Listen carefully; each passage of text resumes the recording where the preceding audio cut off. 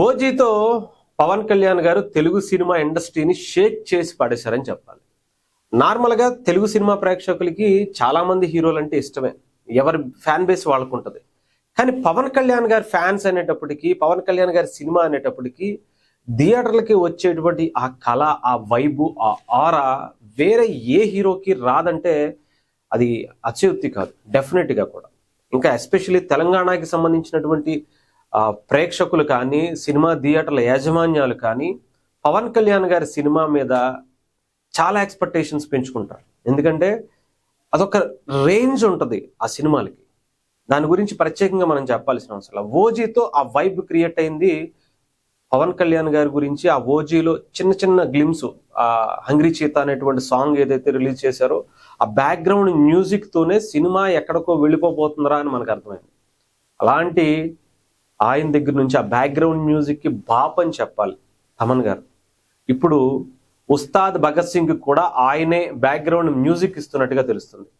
ఏంటి ఆయన ఎందుకు సడన్ గా ఆయన తీసుకొచ్చారు ఏంటి? దేవిశ్రీ ప్రసాద్ గారు ఇప్పటికే చాలా సాంగ్స్ ఆయన మ్యూజిక్ కంపోజ్ చేశారు కదా ఉస్తాద్ భగత్ సింగ్ సంబంధించి. రేపొద్దున మార్చి 26ను కూడా సినిమా రిలీజ్ డేట్ కూడా అనౌన్స్ చేశారు కదా. అంటే దేవిశ్రీ ప్రసాద్ గారు రీసెంట్ గా హీరోగా వేరే సినిమాలు చేయటం, అది కూడా ఎల్లమ్మ అనేటువంటి సినిమా, వేణుగారి డైరెక్టర్ గా, ఇది బలగం వేణుగారి సంబంధించి.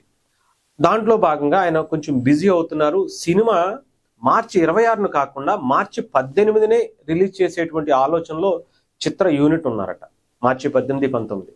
ఎందుకంటే పాన్ ఇండియా వ్యాప్తంగా కొన్ని సినిమాలు ఏవైతే దురంధర్ కావచ్చు, లేదంటే యష్ నటించినటువంటి వేరే సినిమా కావచ్చు, ఇవన్నీ కూడా పోస్ట్ పోన్ అవటం, అదంతా కూడా ఆ వీక్ అంతా కూడా చాలా హై సినిమాలు ఉండేటువంటి ఆ పరిస్థితి నుంచి తప్పుకోవటం, దాన్ని క్యాష్ చేసుకోవాలనేటువంటి ఆలోచనలో చిత్ర యూనిట్ ఉన్నట్టుగా తెలుస్తోంది.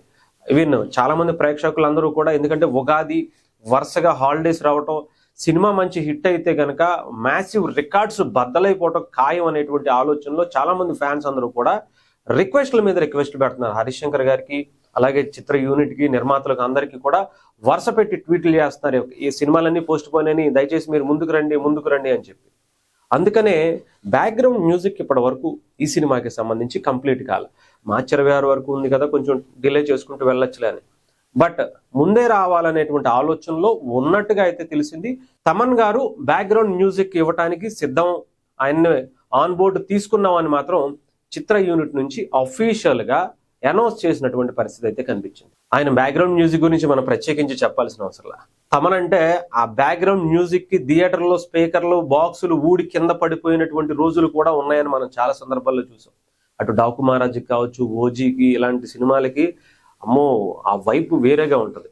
అలాంటిది మళ్ళీ అటు దేవిశ్రీ ప్రసాద్ గారి డాన్సులకి, ఆయన మ్యూజిక్కి అదొక ఫ్యాన్ బేస్. అంటే అలాంటి ఒక ఇద్దరు మ్యూజిక్ డైరెక్టర్లు పవన్ కళ్యాణ్ గారి మీద ప్రాణం, అంటే ఆయన మీద ప్రాణంగా చూసుకునేటువంటి ఒక మ్యూజిక్ డైరెక్టర్లు, ఒక హరీష్ శంకర్ లాంటి ఒక ఫ్యాన్ బాయ్ డైరెక్టర్ గా మారి సినిమా తీసి బయటకు వదిలితే ఎలా ఉంటుందో ఇంకా ఆలోచించుకోవాలి చెప్పండి. పైగా డాన్సులు కుమ్మేశారట. ఓ పక్కన వరుస ఇంటర్వ్యూల మీద ఇంటర్వ్యూలు ఇస్తున్నటువంటి హరీష్ శంకర్ గారు చూస్తేనే అర్థమవుతుంది. ఆయన డాన్సులు చూస్తుంటే మెంటల్ ఎక్కిపోయిందండి. ఒకప్పుడు ఎప్పుడో తమ్ముడులోనో, బద్రీలోనో, ఖుషీలోనో అలాంటి సాంగ్స్ చూసాము. ఆ తర్వాత మళ్ళీ కళ్యాణ్ గారు అంత హార్ట్ఫుల్ గా బయటకు వచ్చి అంత ఎనర్జీతో సాంగ్స్ ని డాన్స్ చేశారు. ఆ సాంగ్స్ కి చాలా బాగా అనిపించింది. ఆయన ముందు కొన్ని నేను చేయలేనేమో, అంత ఎందుకులే, మనకి చిన్న స్టెప్లు వేద్దామన్నారు. కానీ అక్కడికి వెళ్ళిన తర్వాత ఆయన చూస్తే పిచ్చెక్కిపోయింది అనేటువంటి ఇంటర్వ్యూస్ మనం చూస్తుంటే అర్థమవుతుంది. సో డెఫినెట్ గా ఓజీ బ్యాక్గ్రౌండ్ మ్యూజిక్ ఎలా ఉందో మనం గుర్తుపెట్టుకోవాలి. అలాగే దేవిశ్రీ ప్రసాద్ గారి, పవన్ కళ్యాణ్ గారి కాంబినేషన్ లో జల్సా కావచ్చు, గబ్బర్ సింగ్ కావచ్చు, ఇప్పుడు ఈ సినిమాకు వచ్చినటువంటి మొదటి కొన్ని సాంగ్స్ కావచ్చు, ఇవన్నీ కలిపి ఒక్కసారిగా ఒక ఇద్దరు మ్యూజిక్ డైరెక్టర్లో సెన్సేషన్ అని చెప్పాలి వాళ్ళిద్దరిని కూడా. అలాంటి ఇద్దరు కలిపి పవన్ కళ్యాణ్ గారి సినిమాలో ఒక power pack music, background music అందించడానికి సిద్ధం అవుతున్నారు. బద్దలవటం అంటే అలా ఇలా బద్దలవటం. చెప్తున్నాను కదా, ఇద్దరు పోటాపోటీగా మ్యూజిక్లు చేశారు. దాని రిజల్ట్ ఎలా ఉంటుందో రేపొద్దున మనం థియేటర్లో చూస్తాం. అది అలా ఇలా చూడం, గుర్తుపెట్టుకోండి అంతే.